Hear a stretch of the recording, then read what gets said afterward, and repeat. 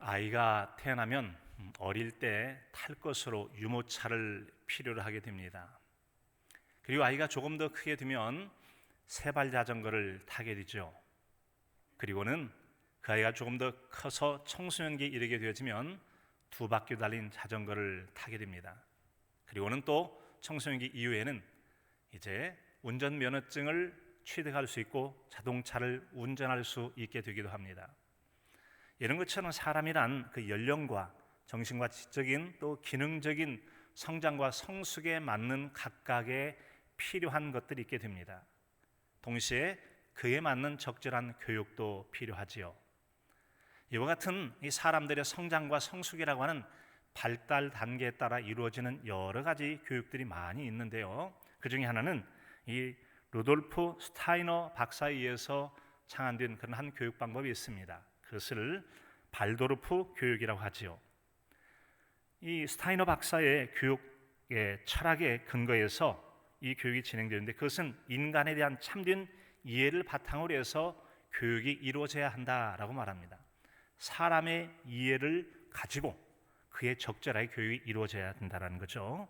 그의 교육 방법에 따르면 7년마다 사람은 질적인 성장과 변화가 발생하여 인간의 자아는 신체적 발달이 완성되어지는 21살 때가 되어지면 독립이 되고 자유로워질 수 있다라고 말합니다. 따라서 그의 말에 따르면 7살, 14살, 21살 이 7년의 간격으로 혁격한 변화를 일으켜야 되고, 21살 정도 되면 이제 거의 독립된 성숙한 인격체로 보게 된다는 겁니다. 그때까지 발달 단계에 따라 적절한 교육 환경이 제공될 때 아이들은 온전한 교육 활동에 참여할 수 있다라고 말합니다. 이와 같으니 사람의 발달 단계에 따른 교육의 필요, 적합성이라는 것은 비단 그런 세상에서의 학교 공부만이 아니라는 겁니다. 우리 신앙인들에 있어서도 각 사람의 신앙의 연조나 또 성숙도에 따라서 그에 맞도록 적절한 신앙 교육이 필요하게 되죠. 바로 신앙적인 지식적인 면과 영적인 면도 마찬가지입니다.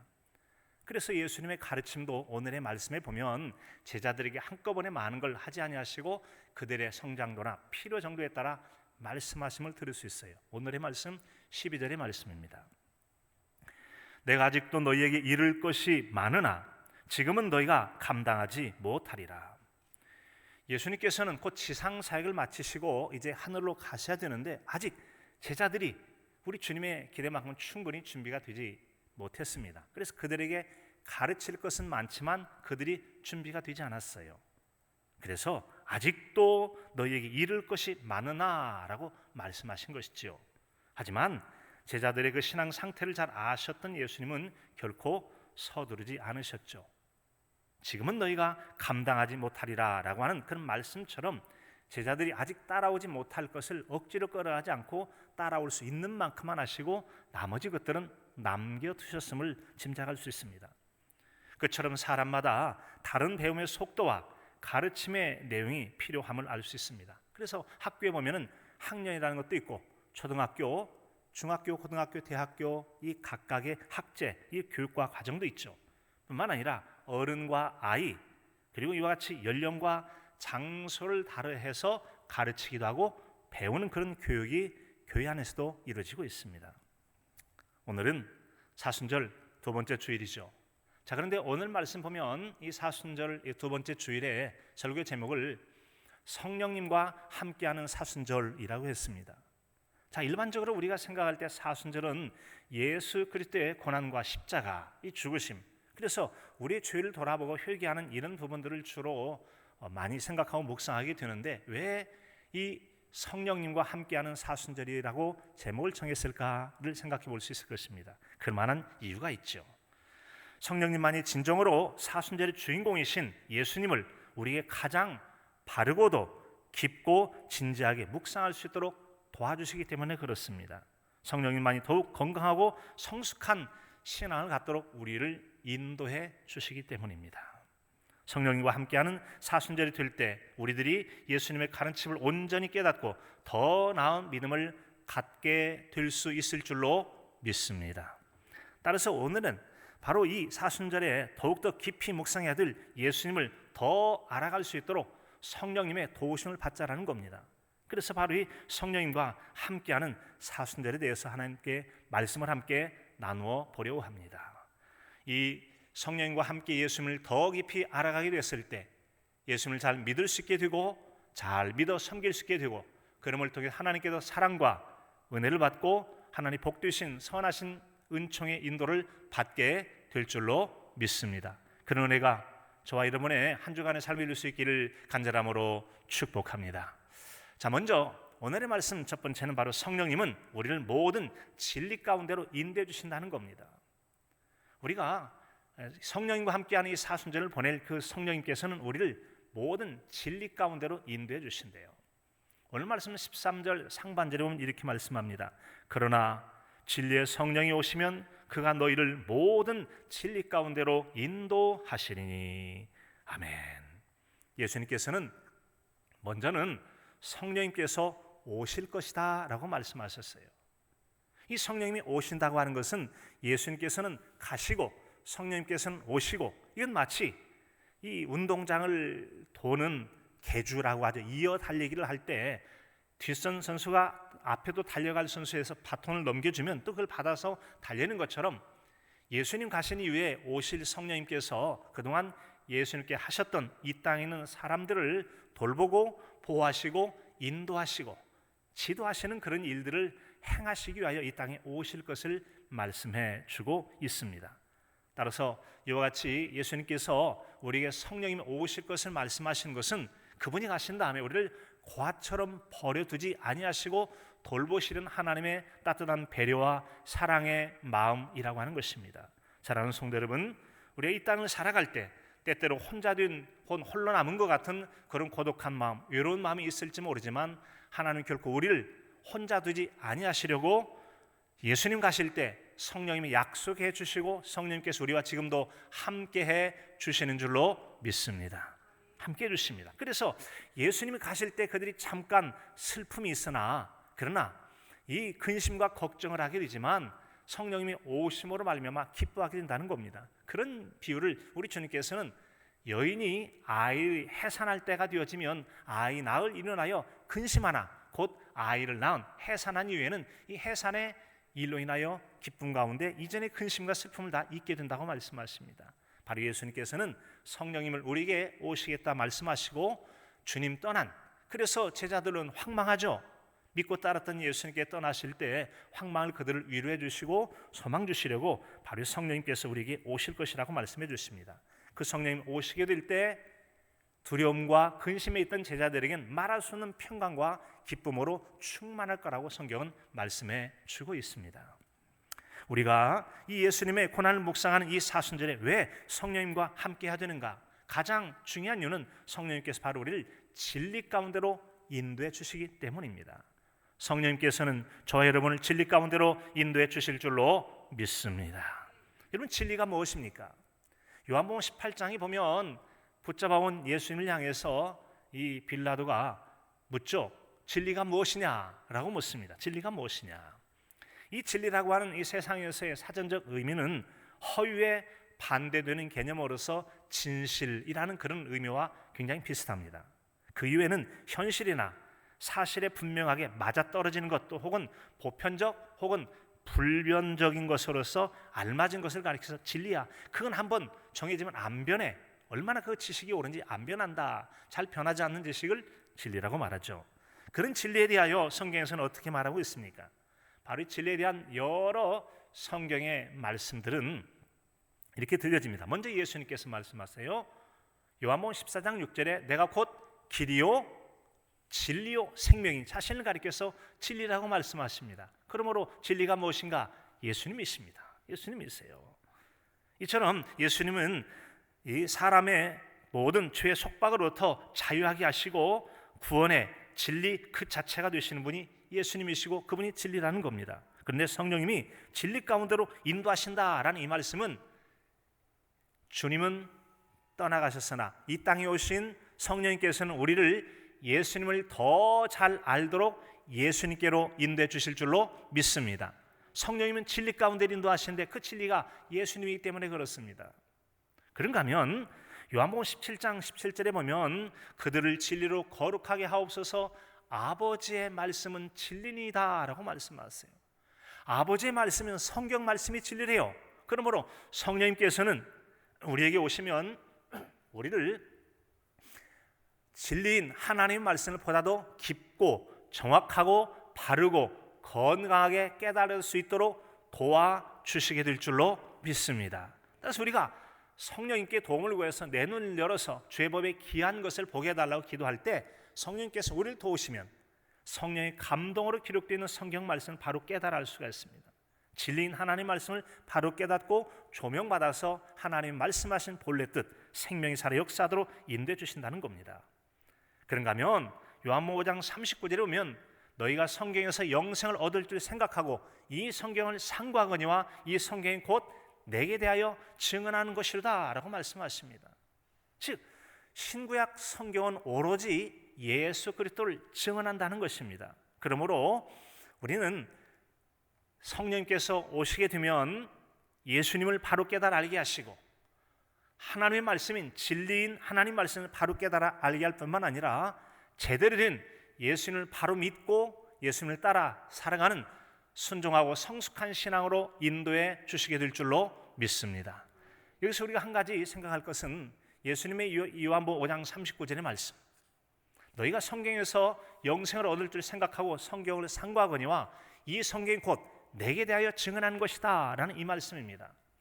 이 말씀은 엄연히 그 당시에는 비록 신약 성경밖에 없었지만 그 이후에도 여전히 하나님 말씀이 진리이고 하나님 말씀은 신구약 성경 모두를 다 포함하기 때문에 이 성경 곧 구약 성경은 장차 오실 예수님과 신약 성경은 이미 오신 예수님과 그리고 앞으로 다시 오실 재림하실 예수님에 대해서 말씀해 주고 있다는 것이죠.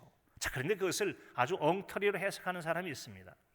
구약 성경은 장차 오실 예수님을 설명하고 신약 성경은 자기를 설명한다고 주장하는 사람이 바로 신천지 이만희 교주죠. 완전히 잘못된 가르침입니다. 오직 성경은 여러분 예수 그리스도를 가르쳐 증언한 말씀인 줄로 믿습니다. 여러분 그 예수님께서 약속하신 대로 모든 믿는 자들에게 이제 성령을 보내시게 되시죠. 그리고는 사도행전 2장에 보면 오순절 마가의 다락방에서 일어났던 한 사건이 나게 되어집니다. 그것은 바로 호련히 급하고 강한 바람 같은 소리가 온 집안 사람이 임하게 됩니다. 그리고는 불의 혀 같은 것이 갈라지는 각 사람 위에 하나씩 임하게 되어져요. 그리고 다 성령의 충만함을 받고 성령이 말하게 하심을 따라 다른 언어들로 말하게 하시기를 시작했다라고 말씀하고 있습니다. 이런 것처럼 참으로 놀라운 것은 성령님은 모든 각 사람의 인격적으로 모든 사람의 개별적으로 임하신다는 것을 우리에게 들려주고 있습니다. 사랑하는 성도 여러분, 성령님은 모든 자들 개별적으로 임하시고 그들을 만나주시고 우리에게 주님 가신 그 자를 고아처럼 버려두지 않고 우리와 함께 해주시며 진리 가운데로 인도해 주시는 주가 되시는 줄로 믿습니다. 그래서 우리는 성령님과 함께 동행하는 신앙생활을 살 때 바른 신앙생활, 예수님을 바로 믿고 성경을 바로 깨닫고 하나님 말씀에 순복해서 성숙한 신앙인으로 살아갈 수가 있다고 하는 것이죠. 또 그런데 이것을 잘못 엉터리로 해석하는 집단이 있죠. 그것은 바로 자칭 자신이 보혜사 성령이라 주장하는 신천지 이만희 교주입니다. 예수님이 떠나면서 그 영, 초림 때 예수님을 임했던 영이 자기에게 임하게 되어지고 그리고 그들이 신이라 합의되어 되어지면 영생불사하고 죽지 않는다라고 하는 엉터리 그런 가르침을 주고 있다는 겁니다. 사랑하는 성도 여러분 잘 기억하시기 바랍니다. 우리 주님께서 약속하신 대로 성령이 오실 거라고 말씀하시는 그 성령님은 어떤 특정인에게 임하여서 그를 교주 노릇하라고 남보다 높은 체하고 권세를 행세하라고 임하는 것이 아니라 임하신 성령님 모든 사람 남녀노소 빈부귀천을 따지지 않고 예수 그리스도를 믿는 모든 성도들에게 각 사람이 개별적으로 임하시게 될 줄로 믿으시기 바랍니다. 모든 성도들이 임한다고 하는 것입니다. 자, 이와 같이 임하시는 성령님은 잠깐 있다가 떠나는 분이 아니십니다. 떠나는 분이 아니세요. 누구에게 임했다가 개별적으로 임하는 그런 게 아니고 언제나 한 번 임하면 영원토록 함께 계세요. 요한복음 14장 16절입니다. 내가 아버지께 구하겠으니 그가 또 다른 보혜사를 너희에게 주사 영원토록 너희와 함께 있게 하리니. 아멘. 여러분 그렇습니다. 성령님은 여기 붙었다 저기 붙었다 그렇게 하는 분이 아니에요. 예수님이 임에 다 떠나버리면 예수님은 빈 껍데기만 남고 그 영이 쭉 빠져나와가지고 임한다고 그런 엉터리가 어디가 있어요. 교회에서 조금만 이 성경 구절을 한 구절만 제대로 알고 있어도 뭐 신천지에 대한 신학적인 잘못된 것들이 뭐 수십 가지 수백 가지 돼서 다 말할 수 없는데 한두 가지만 알아도 그게 얼마나 잘못된 가르침인 걸 알 수 있어요. 결단코 예수님의 영이 빠져나와서 예수님은 껍데기만 하늘로 올라가시고 그 영이 빠져나와서 임한 적이 없다라는 겁니다. 엄연히 성부 하나님이 계시고 성자 하나님이 계시고 성령 하나님이 계시는데 우리 주님 가실 때 달리기 계주의 바통 다음 주자처럼 성령이 보내셔서 모든 믿는 자의 각 사람의 심령 위에 임하셔서 우리와 함께, 그것도 잠깐이 아니라 영원토록 함께 해주시는 성령님으로 우리와 동행하실 줄로 믿습니다. 그 성령님이 함께할 때 우리는 능력의 사람, 성령의 사람, 그리고 참된 하나님의 사람을 살아갈 수가 있어요. 이 성령님은 우리에게 예수님에 대하여 가르쳐 알게 하시고 예수님께 인도하기 때문에 이 땅에 오셨던 예수님처럼 성령이 임하시게 되어지면 겸손한 사람이 되어집니다. 예수님은 근본 하나님의 본체시나 하나님과 동등됨을 취하지 않고 자기를 비워 종의 형체로 낮아지셨거든요. 따라서 성령 충만한 성도는 예수님 충만한 성도이고 예수님 충만한 성도는 곧 예수님의 겸손으로 가득한 성도의 삶을 살게 되어집니다. 하나님이 기뻐하신 일을 행하고 하나님 말씀 앞에 절대적 순복하는 신앙의 삶을 살게 되어집니다. 그래서 성령 충만한 성도가 예수님 충만한 성도요 말씀에 순종 잘하고 하나님 앞에 영광을 돌리는 성도로 살아갈 수 있다고 하는 것이죠. 사랑하는 성도 여러분, 이 사순절 기간 동안에 우리는 예수님을 더 잘할 수 있도록 성령이 오셔서 우리를 진리 가운데로 인도하실 줄로 알고 성령님과 함께하는 이 신앙의 계절을 보내심을 통해서 예수님 믿고 따르고 더 깊이 알고 예수님의 겸손을 배워감을 통해서 아름다운 성장을 이루어갈 수 있도록 자신의 영혼을 단장해가는 복된 사순절의 기간이 될 수 있기를 간절함으로 축복합니다. 두 번째로는 성령님은 아버지께 들은 것을 우리에게 말씀해 주신다고 말씀하십니다. 13절 하반절입니다. 그가 스스로 말하지 않고 오직 들은 것을 말하며 장래 일을 너희에게 알리시리라 라고 말씀하십니다. 성령님은 스스로 지어내서 말씀하지 않으시고 성부 하나님께 들으신 것을 우리에게 들려주십니다. 또한 장래 일을 우리에게 말씀해 주시겠다고 말씀하십니다. 이것은 꼭 예수님을 닮은 모습이라고 볼 수 있어요. 예수님도 똑같이 그러셨거든요. 한번 살펴볼까요? 요한복음 8장 26절에 보면 나를 보내신 이가 참되심에 내가 그에게 들은 것을 세상에 말하노라 하시되, 예수님께서도 자기를 보내신 그 아버지가 참되신데 나는 그분에게 내가 귀로 들은 것을 너희에게 말한다라고 말씀하시므로 예수님조차도 말씀하고 싶은 것을 막 임으로 말씀하지 않았다는 겁니다. 그분이 말씀하시고자 하는 것은 아버지께로부터 들은 것을 말씀했다고 분명히 들려주고 있어요. 그런가 하면 하나님께 듣지 않은 말들을 짓거리면서 그것이 마치 하나님의 말씀이나 되는 것처럼 주장하는 자들이 있죠. 요한복음 8장 44절 이하입니다. 너희는 너희 아비 마귀에게서 났으니 너희 아비의 욕심대로 너희도 행하고자 하느니라. 그는 처음부터 살인한 자요 진리가 그 속에 없으므로 진리에 서지 못하고 거짓을 말할 때마다 제 것을 가지고 말하나니 이는 그가 거짓말쟁이요 거짓의 아비가 되었습니다. 여기서 예수님께서 말씀하고 있는 그들이 누군가 하면 놀랍게도 유대인들을 가리키는 겁니다. 예수님의 동족인 유대인들 너희 아비 마귀에서 났다라고 예수님 말씀하세요. 이 예수님께서 마귀란 말 혹은 사탄이라는 말을 사람을 가리켜서 또 하신 데가 있었죠. 사탄아 내 뒤로 물러가라. 예수님께 그렇게 사랑하시고 이제 3년간의 모든 제자 과정을 마치기 얼마 남지 않은 그 즈음에 사탄아 내 뒤로 물러가 베드로에게 외치셨던 적이 있었죠. 이유가 뭡니까? 그들이 비록 예수님과 동족이 되었든 예수님의 제자가 된다 할지라도 하나님의 일을 생각하지 않고 오히려 걸려 넘어지게 하고 사람의 일을 생각하는 그런 가르침이나 그런 주장을 하는 사람을 향해 예수님은 기꺼이 그들은 마귀에서 났다라고 말씀하시고 사탄아 내 뒤로 물러가라고 외치셨다고 하는 것입니다. 이처럼 예수님은 자신을 넘어지게 하는 사람의 일을 생각하는 말을 할 때 그렇게 말씀하셨습니다. 성령님은 우리에게 참된 신앙으로 인도하실 때에 스스로 지어낸 말을 하는 것이 아니라 아버지께 들은 말씀을 하셨고 예수님도 그리 하셨다는 걸 지금 함께 말씀을 나누고 있습니다. 예수님께서는 아버지께 들은 말씀을 우리에게 들려주셨어요. 성령님께서도 아버지께서 들려주신 그 말씀, 그를 보내신 분에게서 들었던 말씀을 우리에게 전해주시는 줄로 믿습니다. 따라서 우리는 여러분 아무리 어떤 말을 잘한다 할지라도 그 어떤 위치에 있다 할지라도 오히려 베드로 사도를 강하게 질책하신 것처럼 여러분 스스로 말하지 아니했던 예수님처럼 스스로 말씀하지 않으셨던 성령님처럼 아버지의 말씀을 듣고 성경 말씀에 따라 근거하여 말하지 않는 것을 하나님이 얼마나 싫어하시는지 우리는 잘 알 수 있습니다. 따라서 우리가 여러분 말씀을 듣고자 할 때 아무리 좋은 말을 할지라도 그것이 과연 진정 하나님께로부터 난 말씀일까? 성경 말씀에 합당할 것인가? 우리가 신앙으로 조명했을 때 저게 신앙적으로 맞을까를 생각하고 여러분 말을 듣기도 하고 말씀을 듣기도 하고 배움의 자리에 머무실 수 있기를 바랍니다. 여러분 많은 이단이나 잘못된 데서 가르치는 그 내용들을 들어보면은 성경의 말씀에 적합하지가 않아요. 아니면 성경의 바른 해석에 맞지 않는 잘못된 가르침이나 잘못된 해석일 수 있다는 거예요. 갈라디아서 1장 7절의 말씀입니다. 다른 복음은 없나니 다만 어떤 사람들이 너희를 교란하여 그리스도의 복음을 변하게 하려 함이라.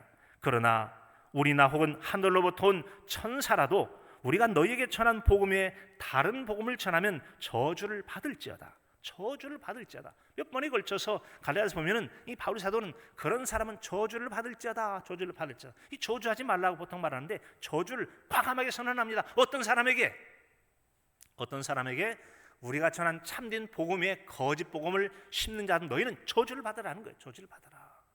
이단 같은 경우 마찬가지죠. 바른 신앙 복음을 가지고 있는 성도들 미혹해서 거짓된 가르침으로 실족하게 넘어지고 사망에 빠뜨리는 그들을 향해서 바울 사도로 말하면 그들은 저주를 받을지라. 바로 그런 대상이 아니고 무엇이겠습니까? 성령님은 스스로 지어내 말씀하지 않으셨어요. 성부 하나님께 들은 것을 말씀하시고 또한 장래를 우리에게 알게 하시리 예수님처럼 그렇게 우리에게 말씀하셨다고 그랬잖아요. 그런 것처럼 여러분 우리는 우리가 듣는 어떤 말씀들이 있을 때 그것이 과연 하나님께로부터 온 말씀인가 아닌가를 분별하고 말씀을 듣기를 조심해야 될 줄로 믿습니다. 분별의 책임은 우리에게 있는 거예요. 그래서 사기꾼에게 속는 것도 자기가 분별하지 못하면 넘어갈 수가 있어요. 이단에 속이는 수도 잘못 분별하지 못하면 자기가 넘어가게 돼요. 그래서 우리에게는 그것이 과연 하나님께 속하였나 그러지 않는가를 분별하는 자세가 필요하다는 것이죠. 특별히 이들은 성경을 억지로 해석하는 잘못이 있죠. 이사야서 11장 2절에 보면 그 위에 여호와의 영 곧 지혜와 총명의 영이요 모략과 재능의 영이요 지식과 여호와를 경외하는 영이 강림하시리라는 말씀입니다. 자, 이 말씀은 이새 줄기에서 한 싹이 나서 그 뿌리에서 한 가지가 나서 결실할 것이다. 다윗의 후손으로 오실 예수 그리스도와 그의 임할 하나님의 영에 대해서 말씀해 주고 있습니다. 여기서 말하는 모략의 영이라는 말이 있어요. 모략. 이 모략이라는 말은 사전적인 의미로서는 남을 해치기 위하여 사실 왜곡하거나 속임수로서 남을 해롭게 하는 것을 모략, 한마디로 남을 속여서 피해를 주고 자기 이득을 취하는 것을 모략이라고 해요. 사기치는 것이죠. 이게 있는데 여러분 하나님께서 예수님에게 사기친 영을 주셨습니까? 그런 말이 절대 아니에요. 그런데 신천지에서는 그걸 가르쳐요. 성경에도 모략이라 나오지 않았더냐. 신천지 집단을 위해서 교주를 위해서 얼마든지 거짓말을 해라. 그건 괜찮아. 왜? 그들의 이익을 위해서는 거짓말의 전략을 통해서 하는 것은 지혜로운 거야. 그래서 거짓말을 잘해서 남을 잘 속이면 그들은 지혜롭다고 말합니다. 이게 얼마나 잘못되고 사악한 것입니까? 이게 바로 저주를 받을 잘못된 성경 해석이라는 거예요. 성경에 보면은 여러분 그 영어 성경에 보면 그렇게 되어 있어요. The Spirit of Counsel이라고 되어 있어요. 카운셀이 뭐죠? 카운셀이라는 말은 여러분 검사라는 말도 있지만 상담하다, 보호하다, 조언을 하다, 도와준다, 위로한다는 뜻이에요. 우리에게 위로의 성령님으로 임하실 그분이 바로 이 모략이라는 말이지 우리를 가리켜서 남을 속여먹고 피해를 주라고 하는 그것이 결단권이라는 거예요. 거룩하시고 죄가 없으신 우리 주님께서 어찌 그렇게 그런 신천지 이단에서 가르치는 그런 모략의 개념을 가지고 살겠냐는 말이죠. 그들은 스스로 지어낸 말로 하는 거짓으로서 그 교주에게 속아서 그렇게 거짓에 충성을 하고 있으니 참으로 불쌍한 자들이 아닐 수가 없다고 하는 것이죠. 우린 여러분 갈라디아서 1장 9절에도 누구든지 너희가 받은 것 외에 다른 복음을 전하면 저주를 받을지어다. 그것은 결단코 합당하지 못하다는 거예요. 합당하지 못해요. 또한 우리에게 오신 성령께서는 장래일을 말씀하신다 하셨습니다. 이 또한 우리가 장래일을 말하는 어떤 사람들이 있을 때 이것이 과연 하나님께로서 난 것인가 아닌가를 분별하여 듣기를 조심해야 할 것입니다. 사람들 중에 종종 나는 예언을 해, 미래를 말해 하고 그런 사람들이 있어요. 그러면 사람들은 내가 모르는 미래를 말한다지, 그러면 굉장히 영적인 권위가 있는 것처럼 생각하고 또 그 자체도 자신이 굉장히 높아 여기는 그런 경향들이 있어요. 이런 여러분, 미래를 알거나 미래를 말하는 것들에 대한 매력들이 대단히 많이 있죠. 여러분 하등 종교로부터 시작해서 모든 종교 가운데는 예언적 기능이 다 있게 되어 있어요. 그래서 그들의 신의 영을 받아서 뭔 말한다 할 때 예언이라고 말하잖아요. 자, 그런데 성경에서는 기본적으로는 고린도서에 보면은 이미 계시된 하나님 말씀을 깨달아서 1만마디 방언보다 깨달은 5마디의 말씀을 바로 전하는 것이 이것이 바로 예언이라고 말해요. 또 그런가 하면 바로 하나님의 영을 통하여 장차 이루어질 우리가 흔히 말하는 예언적 기능의 예언에 대한 말씀 또한 말씀해 주고 있기도 합니다. 자, 그런데 여러분, 이 같은 이 예언의 사역을 했을 때 얼마나 엉터리나 잘못된 것들이 많이 있는가를 볼 수 있어요. 즉 하나님에게서 난 하나님의 영으로 말미암은 말씀이 아니라 사람의 혼적인 데서 난 것들, 자신의 욕심이나 거짓된 영에 의해서 거짓으로 말하는 거짓 선지자들이 구약성경에도 많이 나타나고 있습니다. 그래서 예언이 모두가 다 하나님이 낸 것이 아님을 알 수가 있어요. 즉 사람은 자기 혼적인 생각이나 주변의 말들로 인해서 거짓을 말하는 거짓 선지자들이 있음을 우리는 주의하고 미래를 말한다고 해도 조심해서 들어야 된다는 거죠. 잘못하면 미혹해서 넘어갈 수가 있게 되어져요. 이것은 바로 여러분 여호사밧 왕 때에 이제 그나냐의 아들 시드기야라고 하는 사람이 촛불을 만들어서 이제 아람 사람을 찔러 우리가 진멸할 것이다, 우리가 전쟁 이긴다 그랬더니 나머지 모든 선지자들이 맞다 다 해요. 이 거짓했더니 거짓으로 다 해요. 모두가 다 거짓 선지자들인 것입니다. 이렇게 거짓에 미혹이 됐을 때 하나님께서는 그 당시에 400여 명의 선지자들을 향해서 하나님께서 거짓의 영을 그들에게 보내십니다. 거짓의 영을 보내게 돼요. 그래서 열왕기상 22장 23절에 보면 이제 여호와께서 거짓말하는 영을 왕의 이 모든 선지자의 입에 넣으셨고 또 여호와께서 왕에 대하여 화를 말씀하셨나이다. 왕 앞에 있는 선지자들이 거짓 영을 넣으셨다는 거예요. 정확히 말하자면 하나님께 사람들의 거짓 영을 넣으셨다가 아니라 그들이 탐욕으로 눈이 멀어서 거짓말을 하려 할 때 그냥 그들을 거짓 영이 사로잡아서 마음껏 부리도록 내버려 두셨다라는 그런 말. 이걸 가리켜 신학적 용어로 육이 내버려 둔다. 대표적인 말씀이 로마서 1장 24절의 말씀입니다. 그러므로 하나님께서 그들을 마음의 정욕대로 더러움에 내버려 두셨다라고 말씀해요. 내버려 두사.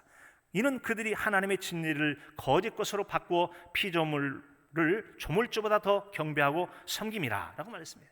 사람들이 탐욕에 빠지고 진리에 떠나 있으면 그래 너희들 그 죄대로 살도록 내버려 두시는 버려둠이 바로 거짓 영을 그대에 넣어줬다라는 그런 표현으로 말씀하고 있어요. 사랑하는 성도 여러분, 우리는 어찌하든지 하나님 말씀을 따르지 않으며 또한 성령의 인도받기를 싫어하다가 이렇게 여러분 하나님께 육이 되어지고 거짓 영에 사로잡힌 일이 없도록 자신의 영혼 관리를 잘 하실 수 있기를 바랍니다. 성령이 오시게 되었을 때 성령님이야말로 진정 우리 요한계시록에 기록되어 있는 장차 되어질 일들과 같이 장차 주님께서 오실 일들과 성경에 약속되어 있는 여러 가지 일들에 대해서 알게 하시고 깨닫게 해주시는 거예요. 그래서 그것들이 하나님 말씀이 생생하게 과거에 있었던 말씀이 현재로 살아서 생명으로 역사하고 오늘날 우리에게 선한 일 행한 자에게는 생명의 부활로 악한 일 행한 자에게는 심판의 부활로 나간다는 이런 말씀처럼 생생하게 역사하도록 하나님께서 성령 하나님께서 장래일을 우리에게 알게 하시고 깨닫게 하시고 현재적 말씀으로 느끼도록 인도해 주신다는 겁니다. 사랑하는 성도 여러분, 이번 사순절 기간에 성령과 함께 하심으로 예수님께서 말씀하신 장래에 되어질 일들을 더욱 생생한 믿음의 말씀으로 확신하게 되실 수 있기를 바랍니다. 아울러서 예수님께서 말씀하신 그 미래를 사모하며 죄악은 철저히 회개하고 심령을 더욱더 부유하게 하는 이 은혜의 계절, 순전하고 깨끗한 은혜의 계절로 성령님과 함께 하실 수 있기를 간절함으로 축복합니다. 마지막으로 성령님은 예수님의 영광을 나타내신다고 말씀하십니다. 14절의 말씀입니다. 그가 내 영광을 나타내리니 내 것을 가지고 너에게 알리시겠습니다 라고 말씀하세요. 장차 오시게 될 거라고 말씀하셨던 오신 성령님께서는 예수님의 것을 가시고 예수님의 영광스럽게 하신 일을 하신다라고 말씀하세요. 이 세상 사람들이 일반적으로 여러분 어떻습니까? 다 자신의 영광을 위해 살죠. 막 노력해가지고 내가 이런 사람이야, 나를 좀 알아줘, 나 대단하지, 좀 알아달라고 PR이라고 해서 자기를 나타내고 과시하고 또 그 재미로 살기도 해요. 남들이 뽐내고 자랑한 재미로 살기도 하잖아요. 그럴 때는 남의 것을 가지고, 심지어는 신앙적으로 말하면 하나님께로부터 받지 않은 것이 없지만 하나님께 받은 은혜와 감사는 싹 잊어버리고 오직 자기가 얻은 것처럼, 이미 원래부터 있었던 것처럼 그걸 가지고 뽐내고 과시하는 경우도 있기도 하잖아요. 그러다가 잘못된 사람들이 여러 대 있잖아요. 바로 이스라엘의 초대왕 사울이라는 왕이 그랬잖아요. 처음엔 참 겸손한 자였어요. 점차로 자신의 영광을 하나님의 영광보다 더 먼저 생각하는 인물로 변질되는 안타까운 꼴을 보여줍니다. 저 멀리 바벨론에서 에스더 왕비 시대 때 바로 유대 민족을 멸절하려던 하만이라는 사람이 마음이 높아지고 영광을 차지하려다가 몰락을 했던 모습이 보여집니다. 예수님 당시 때 헤롯이라는 사람, 자신이 신의 목소리 같은 영광스러운 자를 취하려다가 충이 먹어서 죽게 되는 그런 모습을 볼 수가 있죠. 영광을 가르쳐서는 안 된다는 겁니다.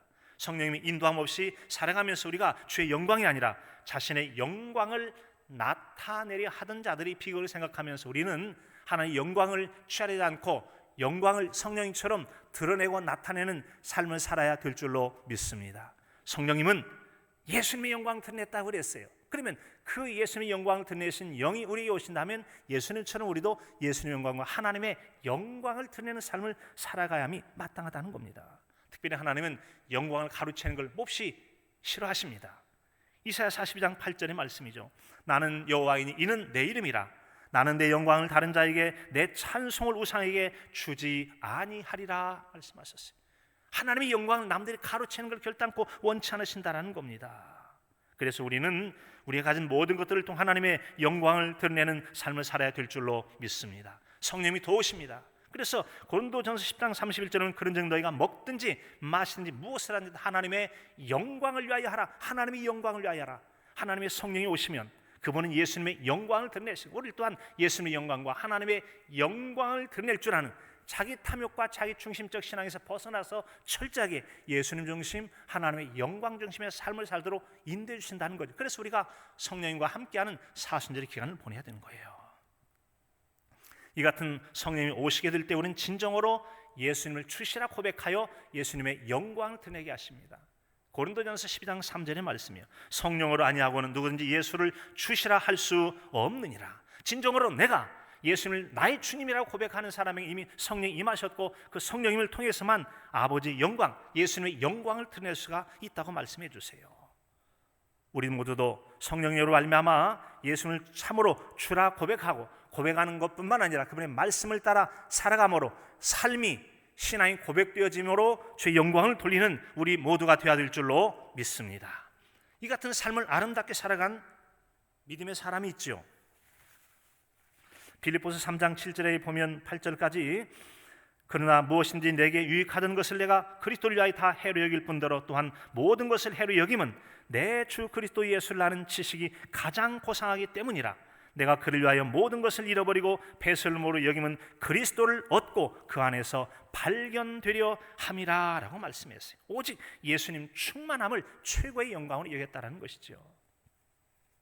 사랑하는 성도 여러분, 성령님이 오실 때 우리도 바울 사도와 같이 자신이 정말 인간적으로 보면 예수님과 비견에서도 결코 뒤지 않을 만큼 잘 나가던 청년이었고 학식이 많은 청년이었고 제사장께 인정받는 주류 사회의 인물이었음에도 불구하고 자신이 가진 모든 것을 다 배설물로 여기고 예수님 알기만 원한다면 내가 다 버리죠. 십자가의 비밀을 알고 은혜에 참여하기를 원했다고 사모하고 있었습니다. 이처럼 성령이 오시면 우리를 진리 가운데 인도하고 예수님의 영광을 드러내는 신앙인으로 살 수가 있다는 거죠. 따라서 여러분, 우리는 성령 충만을 구하라신 에베소의 말씀처럼 이 사순절 기간 동안에 성령 충만을 구하고 참된 예수님께로 인도함 받아서 성령과 함께 보다 더 신실하고 경건하고 성숙되어지고 주의 영광을 드러내는 신앙으로 승리해가는 저와 여러분의 신앙의 삶이 될 수 있기를 간절함으로 축복합니다. 하나님 아버지, 우리에게 성령 충만케 해주시고 간구할 때 임하셔서 성령과 함께하는 이 사순절을 통하여 주의 영광을 이루고 성숙한 신앙인으로 승리해가는 우리 모두에게 하여 주시옵소서. 예수님의 이름으로 기도합니다. 아멘.